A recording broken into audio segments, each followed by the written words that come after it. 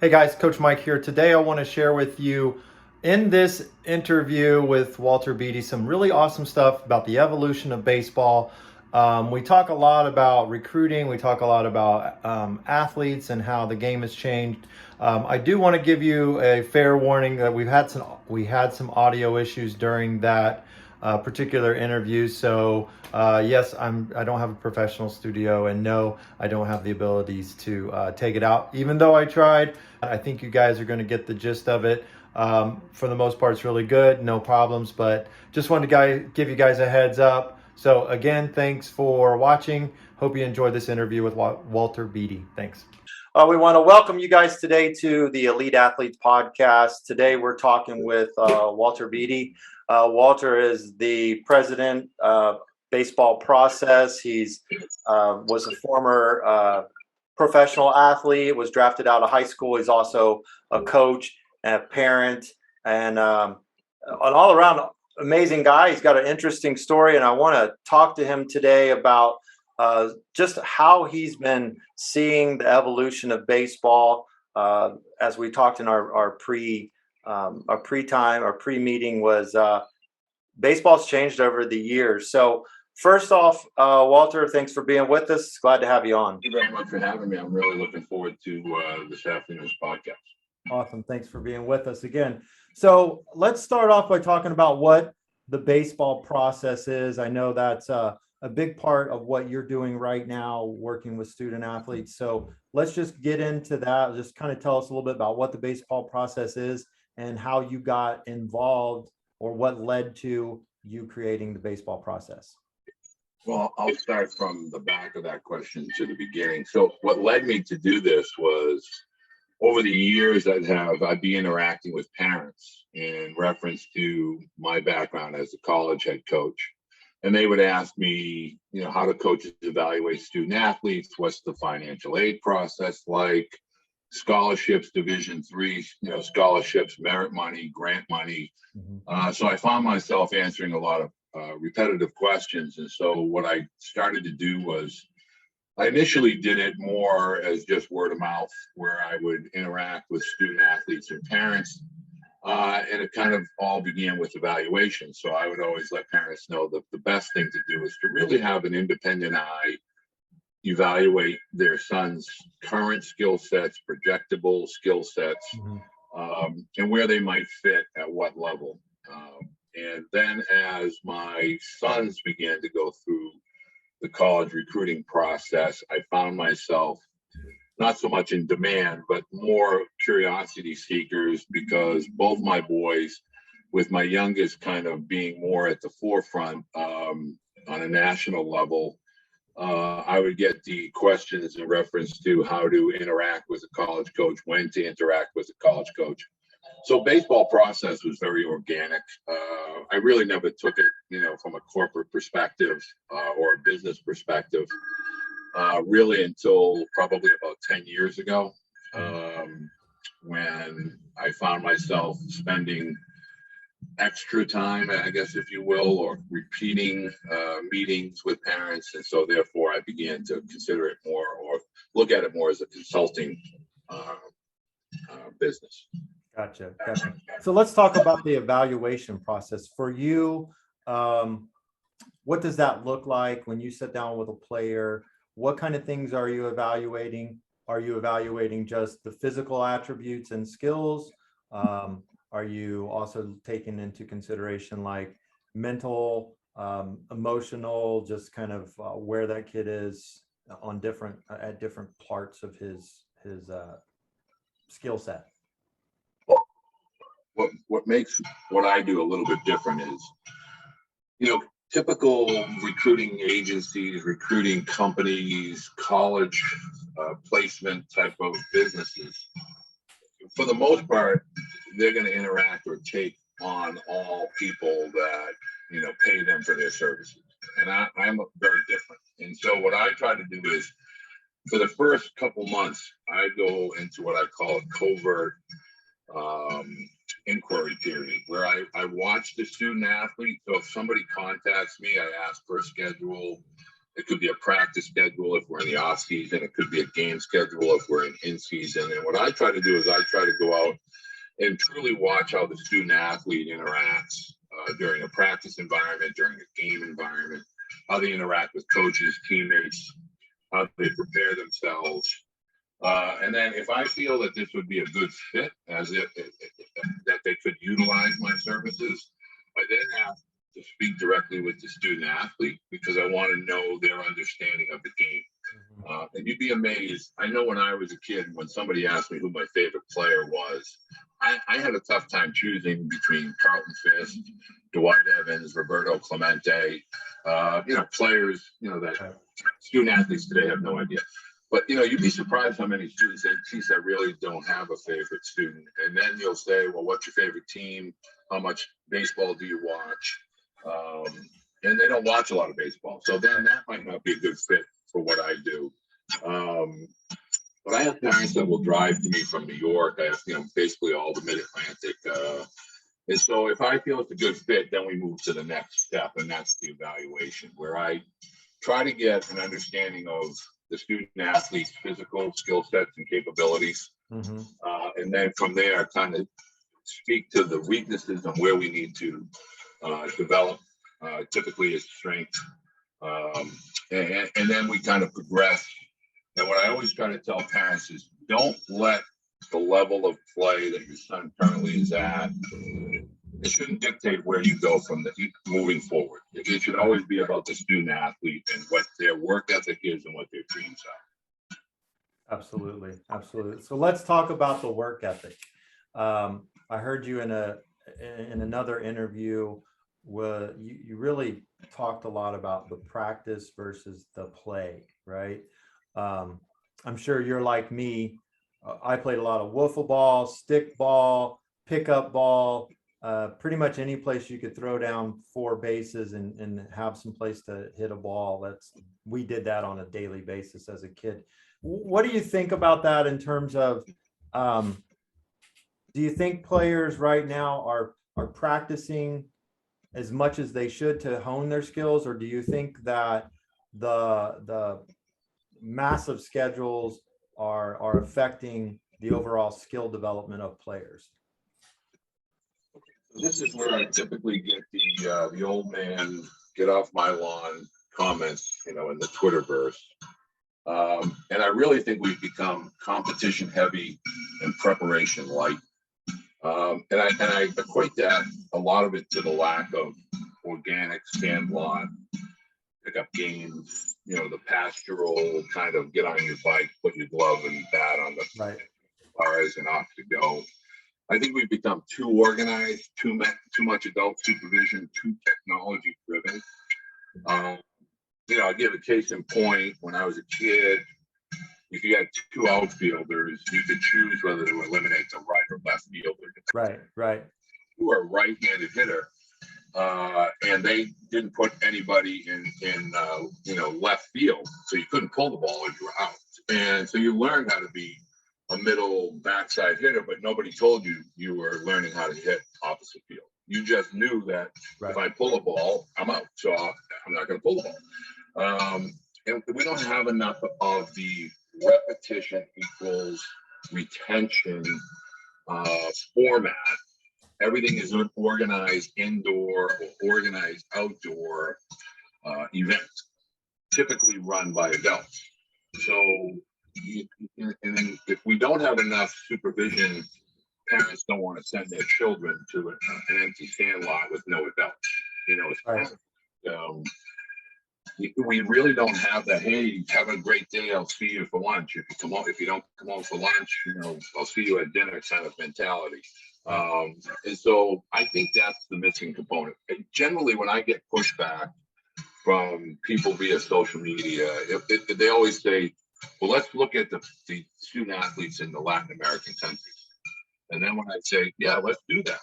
Let's think about that for a second. We don't have a lot of organized baseball in Latin American countries. We have a lot of stick ball. We have a lot of, just games on the street where the telephone pole is first base. And, they have baseball or cardboard boxes. And, whereas up here, there's not enough of that. And so ultimately, I think the game has become too technology driven, and too, we are led to believe that if you're a pitcher, something goes amiss, let's go get Rapsodo to tell us what we're doing. And if we're hitting and our exit velo is down, let's go get TrackMan to tell us, what we're doing or not doing. So I think that is the base of the problem. We're way over competing. We've become game heavy in practice life. Yeah, I agree. We had a conversation where, because we live in Arizona, when you and I were talking, because we live in Arizona, one year my daughter played 275 games, which is amazing because you get a lot of competition. So from that standpoint, it's like, hey, you get a lot of games. The negative, in my opinion, is that a loss doesn't sting. You don't learn from it. You don't, an athlete would just look at it like, oh, well, I got another game to play. It's not that process where you talked about of, hey, I went 0 for 3 today. I need to figure out what went wrong. I need to, I need to make those adjustments. Whereas I think when we overplay, like you said, it doesn't become important, and they try to learn. The kids are trying to adjust on the fly instead of taking those practice reps where that's where you're going to hone your skills and you're going to get better. Another thing you touched on that I thought was really interesting is that mechanical piece to it. There are a lot of, in my opinion, there are a lot of really good resources out there. And I think that people who create those resources, those programs to increase velocity, increase exit velo, I think their intent is good.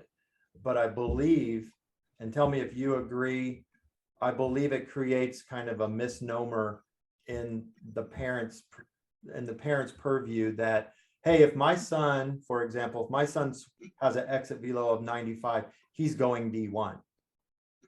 And it becomes a mechanical process, and they forget about those intangibles that are such a heavy part, or weigh so heavily on the recruiting process. So how do you feel about those kinds of checking off the boxes kind of thing versus an athlete that's got really good talent, really great skills and ability, and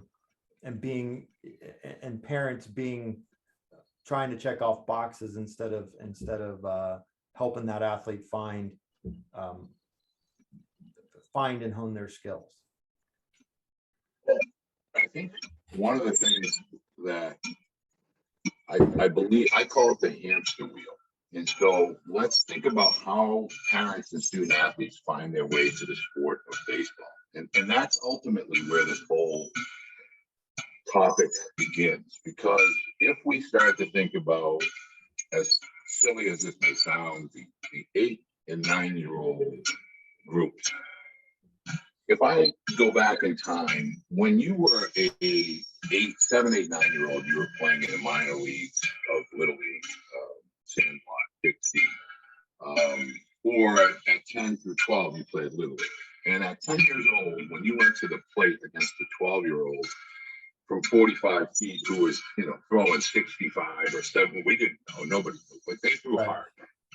Your knees were shaking, but you couldn't, you couldn't show your buddies that you were nervous. Right. But we didn't have any technology that told us, well, Dave Collins is throwing 70 miles an hour at 12 years old from 45 feet. And then therefore that would be 90 if we were on a big time. We didn't have any of that. And so I think parents at 9 or 10 are getting fed this information from TrackMan and Rapsodo, and, their interpretation is, well, the average guy is here. Well, my son's here, so therefore he's above average.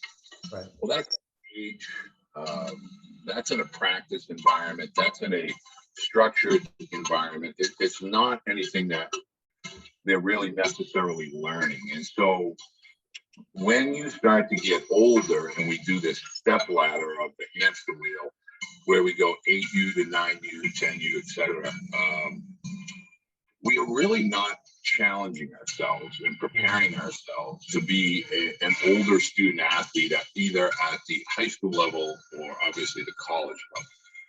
And so we kind of get this ease into that 14 or 15-year-old window where technology tells us that my son throws 80 miles an hour, Jimmy throws 85, therefore Jimmy's probably going to be a varsity athlete. Right. And so we're all led to believe that if our sons aren't playing varsity baseball by 9th or 10th grade, that therefore they're never going to play in college, which couldn't be further from the truth. But, I think technology is fantastic when used properly, but not as a training tool. Going up against your peers is going to benefit student athletes far greater than getting into a track man. So, I used to know, for instance, I'll give you a few examples. I was a catcher, and in my city, my one little city, which really wasn't so small, was 6 catchers that were phenomenal athletes, phenomenal football players, phenomenal basketball players, but they could throw a baseball to second base at 13 on the big diamond on a string.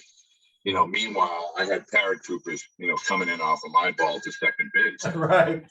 And so, my dad would say, sooner or later, you're going to figure it out. How they are today doesn't mean they're going to be that tomorrow. And that is how it ended up being. But in other words, my driving force was my peer group. If I needed to fit in against my peers, it was a competitive environment on a daily basis. And, today we kind of look at, okay, well, the technology tells me I'm above average. And so a lot of student athletes stop what I call working because according to the computer, I'm above average. So if I'm above average, I'm doing whatever I'm doing is working just fine. And then they figure out when you get to the high school varsity level, it's not all about those numbers. It's about execution. So what I try to tell parents is cage or practice environments or technology gives us some insight. But the true component that we're missing as far as the instruction piece from 12 to 15 is the competitive piece, the in-game instinctual movement patterns and reactions, and that's as big a part of learning baseball. And you learn that through practicing with your friends, as far as cutoff guys, who has a strong arm, who doesn't, game hitting, game situations. What we're doing. For instance, the other day I went to go look at a student athlete. Catcher comes out in front of home plate, bottom of the 7th inning, the final inning. There's 2 outs, the bases are loaded, 2 outs. He steps out, basically gives the cross signal, meaning balls hit to you, we're going to first. Just don't look to make you don't have to step on third. Wherever the ball takes you, you're getting it out. The runners are off. There's 3 and 2. Plays the first base. Ground ball to the third baseman. He goes to his left. The runner's already standing on third base, and tie ball game, and then they end up losing. So my point there is that that's a game situation that young man really hadn't prepared for mentally or physically. Right. And so those are the types of things that I think technology is leaving behind. Yeah, I totally agree. I think instincts, skills. I feel like we have over-organized baseball, and I'm really interested in how you think about that in terms of we see so much of the travel ball, and I think that there's some good things with travel ball, and I think that there's a lot of negative, but I believe it becomes over-organized in that sense. Because I think that I don't know what it's like for you guys in the Northeast, but in the Southwest, every Tom, Dick, and Harry has a travel ball team, and there's A, B, C, D, there's so many levels that I think it becomes watered down.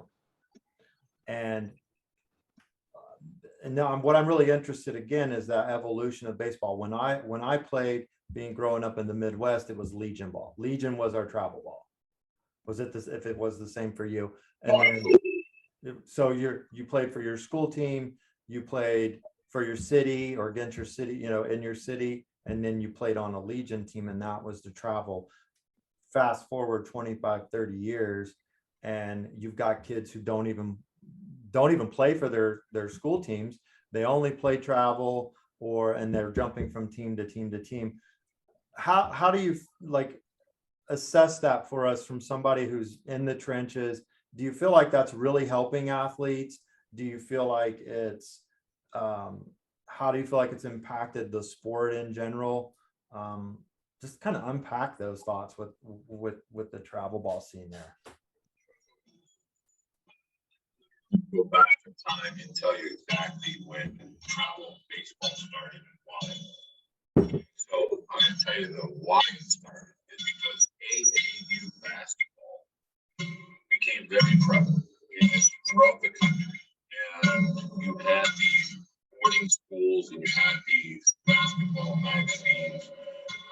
And what basketball at the AAU level became was you really didn't have a lot of youth organizations in basketball that were allowing student athletes to develop their skill sets. And so AAU basketball basically was started so dads and coaches in the area could get more repetitions for their student athletes. And so then subsequently, the light bulb went on for AAU as an organization. So let's carry this to baseball. And so AAU baseball, for instance, in New England, the South Shore Sea Dogs, and you can look this up online, were probably the preeminent travel ball team. And what they were was you did a tryout wherever you were from in New England. You had to try out. And it came about largely due to student athletes not making their local Little League All-Star team. Right. So Jimmy doesn't make the 12-year-old All-Star team, but he's really good. So maybe there's another way of doing this. So travel baseball began to form. And so one team in Massachusetts would find a team in Rhode Island and Connecticut and so forth and so on. And it used to be you had to try out and you had to have what I consider to be advanced skill sets in order to make these teams. And so it wasn't so much money driven at that time. Well, then organizations started to see this as, well, I have an indoor facility. Let me start a travel team. Right. And they would start with the 10 or the 11, which became the 11 and the 10, which became the 12, 11, and 10, and so forth and so on. And then the amount of money that was being made. So if I take a team of 15 10-year-olds, 15 11s, and 15 12s, I have 45 student athletes and parents that are paying me on average of $3,000, which is much more today than it was back then, but it was $3,000 back then. You know, you multiply those numbers up pretty quickly, you figure it out. Okay, there's not a lot of overhead other than uniforms, baseballs, and umpires. And this became a business opportunity. And so now travel ball, when it was first created, you know, especially when I go back to the early days of Perfect Game at East Cobb, the allure was the best of the best. We're only taking the best teams to invite you to East Cobb. And you had to show them or prove to them that you had a quality team so that when you showed up in Georgia, the games were going to be competitive, which led the college coaches to subsequently say, hey, I'm going to go there because I'm going to watch the East Cobb Astros, you know, play the Scorpions or the Dirtbags and, you know, any number of these teams that would come. And that's really, and that was the early 2000s. And then you started to have these boys that went through, became college players, who became minor league players, who became major league players. And so everybody's universally throughout travel ball, whether it was Perfect Game or any of the travel ball organizations, their line was, hey, look who played for us, or look who competed in our events. You could be next. You know, sign up now. Right. And that just led to an absolute explosion and a multiplication of teams that, for lack of a better term, were mom and pop and were whoever's paying the bucks. And then what do you mean I have 23 10-year-olds? Well, hey, heck, let's start two teams and we'll fill in. And so now I have two 10-year-old teams, a gold and a white, a prospect and an elite, you know, whatever we want to term it.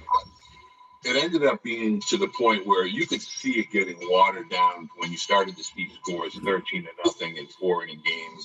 And there was a train that was going to have a wreck at some point. And so travel baseball, as it's defined today, I just saw on Twitter this morning, perfect game rankings for 9U.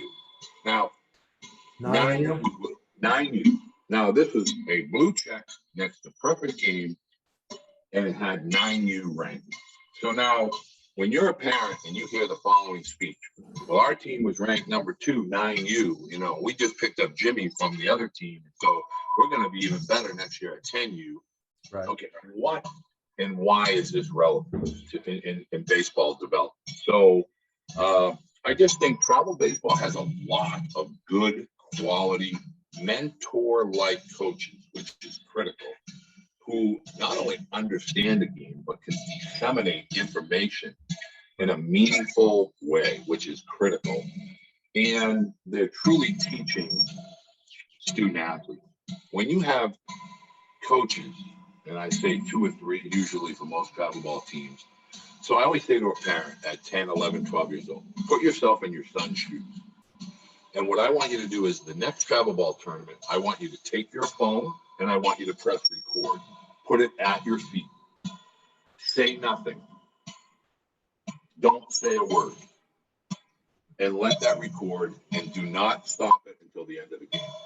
And then I want you to go home before you talk with your son, and I want you to listen to that recording.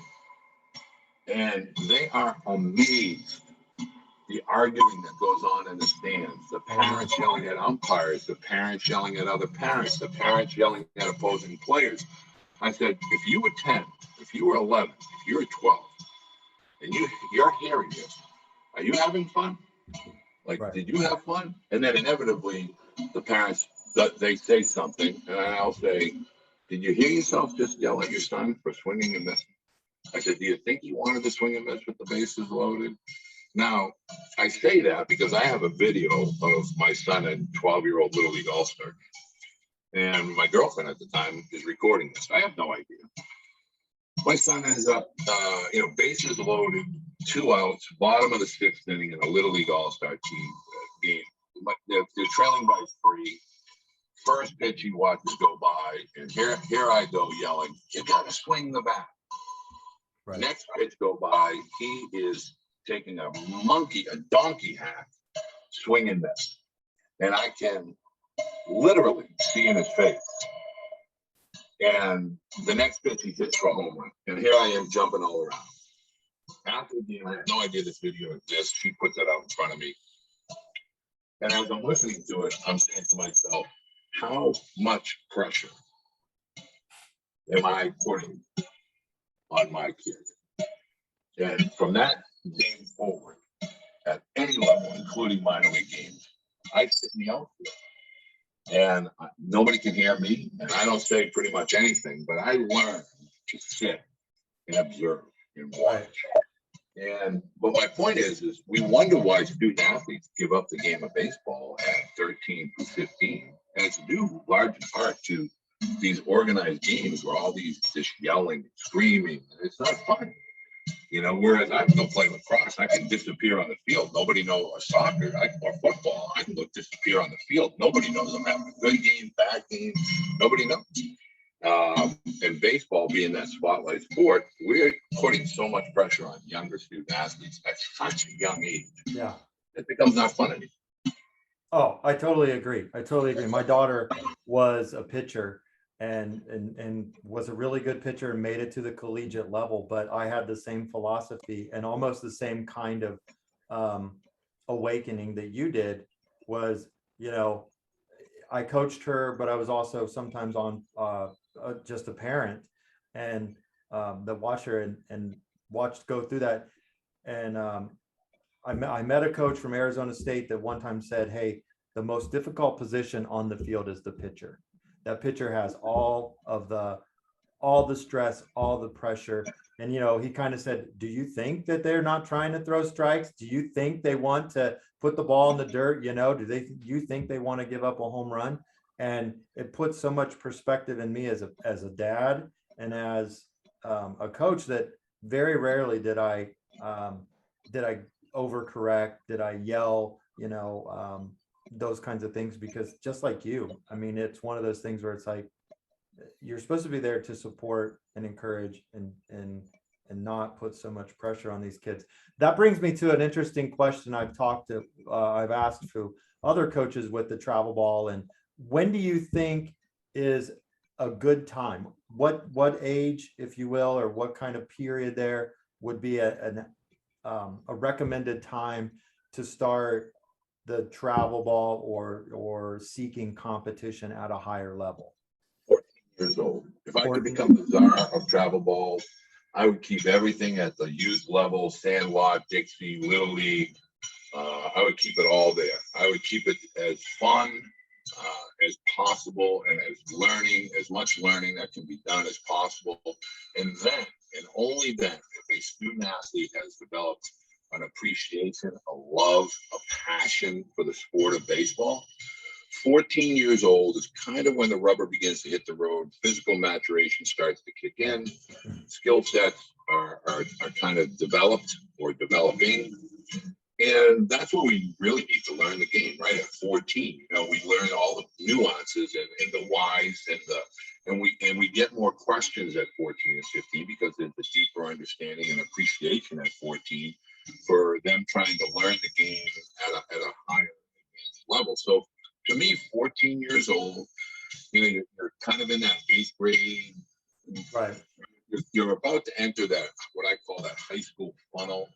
I find that there's absolutely zero need for travel baseball before the age of 14, because essentially, if you take Little League in the United States, and there's approximately 2.5 million student athletes that play Little League, if we take that number and then we move it forward to the big diamond, it's a fraction, truly a fraction of those student athletes that play Little League that are still playing on the big diamond at 14 years old. Yeah. Therein lies the root of what we need to. Why is that? Why do we lose? Now we lose it to other sports. We have sports specialization. We lose it to academics. Some people go a different route. But for the most part, most people find out they're physically not capable of performing or playing, participating in baseball because they don't have the skill set. But yet, as parents, we continue to pay because we're told that if you do these things, your son will become more proficient. He'll like the game. Well, that's not happening. I mean, that's just a fact. Just look at the pure numbers. There is a descending slope from very young ages when nobody knows better, and we're just out there playing against our buddies. And, we can go to elementary school tomorrow, and I get my Oakland A's jersey, and you have your Red Sox jersey, and we play you tomorrow, and then all of a sudden it gets to, I got to drive 3 hours to do a doubleheader, and I got to leave my house at 6 a.m. And is that really fun for a 10-year-old? I mean, really, honest to goodness, is that fun getting up? Hey, Jimmy, you got to get up. It's 5:30. I need you to have some breakfast. We need to be in the car by 6 o'clock to head to a doubleheader that's 2 hours away or 3 hours away. Is that fun? And then we're going to play 2 hours, 2 games in 4 hours, drive 3 hours home. If I don't do good, I'm going to listen to it the whole way home. Now with technology, it's not fun. So why? So if we literally ask this question, if you talk this question and you ask truly 1,000 coaches, they would all say, I don't care what you're doing until the age of 14 or 15. All I care about is that you have a passion and you have you understand the game and you have a willingness to learn.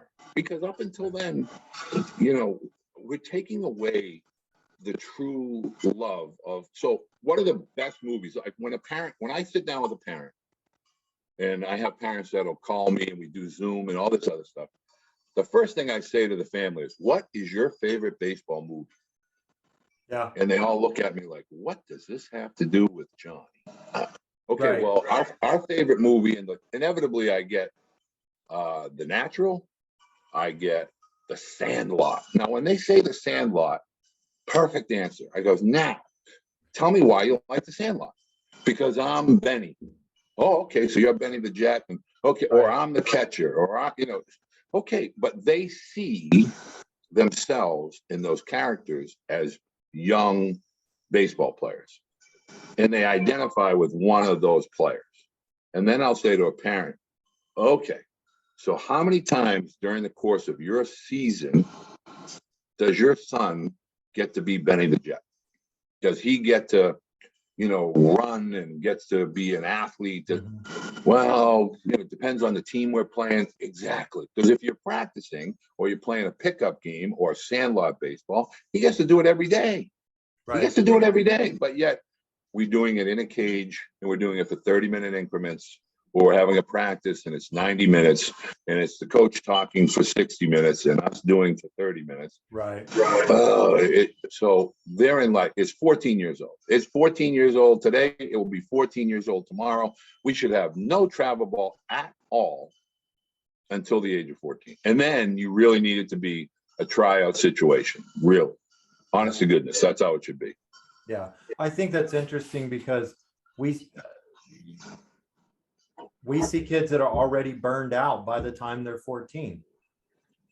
And that, I think that they haven't even and I think the reason for that is because, they started traveling or club at 7 or 8 years old. And to your point, I don't think those kids are ready at 7 or 8 years old. Most of those kids can't tie their shoes. Their motor skills aren't there. Cognitively, they're not there. And yet we're telling these kids, hey, we're driving 2 hours. Like you said, we're driving 2 hours. And then you're going to go play 4 games in a day, drive back home 2 hours, you'll sleep, and then probably get up and do it again on Sunday. That's your weekend. And I'll give you a great story. For instance, this weekend I had a text from a parent. They were at a travel ball tournament, and their son had a tough tournament, and he literally went 0 for 12. Mm-hmm. And I happen to know that his favorite player is Miguel Cabrera. So the parents like, what can we do to make him smile? How can I get him to cheer up? He just didn't talk the whole way home. I said, here's what you're gonna do. Find yourself a few Miguel Cabrera cards. I said, and turn the backside over and use a highlighter. Obviously, don't use the Miguel Cabrera rookie card. You get a card that shows you the big leagues for 20 years, 18 years. I said, what I want you to do is take a yellow highlighter, and I want you to highlight strikeouts, errors, and batting average. I said, and I want you to show your son that Miguel Cabrera, A, he struck out. B, he doesn't hit 500. And C, oh, by the way, he made errors. It happens to everybody. Nobody wants to make an error. Nobody wants to strike out. But guess what? Even the best big leaguers are going to fail. And so we have begun to teach student athletes it's not okay to fail when it couldn't be further from the truth. Because the only way you learn, so you're up with the bases loaded and there's 2 outs and your team is down by a run. Now, if you're in the game long enough, it's going to happen several times, not just once. And you're not going to get a hit every time up. And you're going to strike out. And you're going to hear cheers from the other side. You're going to hear jeers, your side. But at the end of the day, the game moves forward, and so do you. So what's my takeaway? My takeaway might be I'm going to be more aggressive earlier in the at-bat and put a barrel on a ball and not worry about a perfect pitch, but I'm going to worry about doing my job and execute it. Because at the end of the day, the game is all about execution. They don't ask you how, they just ask you how many. And when student athletes learn that, hey, listen, you get a flare over the first baseman's head that falls for a base hit on the right field side as a right-handed hitter. It's the same thing as if you hit a laser beam in the gap in the scorebook. Nobody cares. All you have to do is execute. They don't ask you how. They just ask you how many. Did you execute? Yeah, we scored a run. Yeah, we scored 2 runs. Yeah, I put a bunt down. So I think travel ball has become statistic and technology driven, where if we look into any results, we look at catcher pop times, 1-8, wink, wink. Nobody has 1-8 pop time. We look at what their pitching velocity was. It's 94, but yet he pitched at 89, 91. So parents look at, oh, 94, he's pitching at 94. Oh, he's got pop time. No, well, let's go watch these guys play and let's see, do they move well? Are they communicating with their teammates? These are the things that matter most. You know, a nonverbal catcher, not going to work at the college level. You know, No. but you know, when I go to look at players, I say, well, you're not communicating, you're not talking, nobody hears you. You're the leader of the team. You're the guy taking baseballs off of your side, up in your forearm. You got to lead by talking. You got to talk. So that's where I think that the difficulty in the transition from, you know, being a youth student athlete to a high school and beyond student athlete. And those are some of the separators that coaches look for. Right. I 100% agree. 100% agree. Well, I've taken up about an hour of your time, and I appreciate you being on with us today. Thank you very much. I had a blast. I always ask this of my guests: if there was one question or topic that we did not discuss that you wished we had, or a question I might have asked you that you wish that I didn't, what would that be? Number one, don't worry about who's on your right or your left. Follow your own path. You don't have to be at a designated spot at a certain period of time in your life. The student athlete doesn't have to worry about it as an 8th grader if he's playing JV, or as a 9th grader if he's playing JV. You learn and play and grow at your level. You will find your way if it is something that you want. So I always tell parents that leave parents with this statement. When you add want to the equation, if a player has the want and the work ethic, if I have both want and work ethic, we'll get results. If we have one without the other, we're going nowhere. And so don't worry about statistics and teams and levels. Does your son have the want?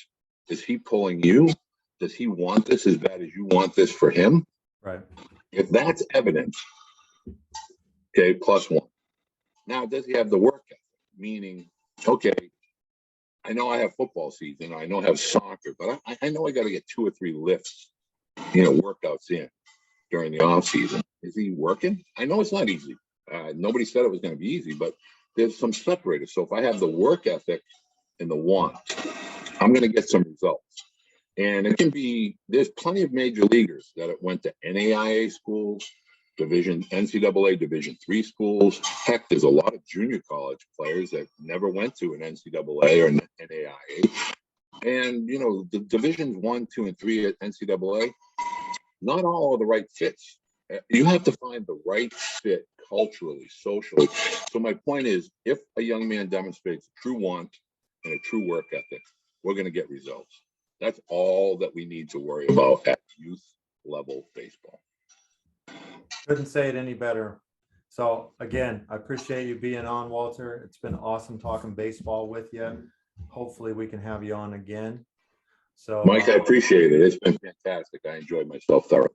I appreciate it. Tell us where we can find you online, on your website, and on social media. Twitter is baseball lifer 11, baseballprocess.com. Yahoo is baseballprocess@yahoo.com for emails. Great. Walter, thanks again for being on. Appreciate it. Mike, thank you very much. Had a great time.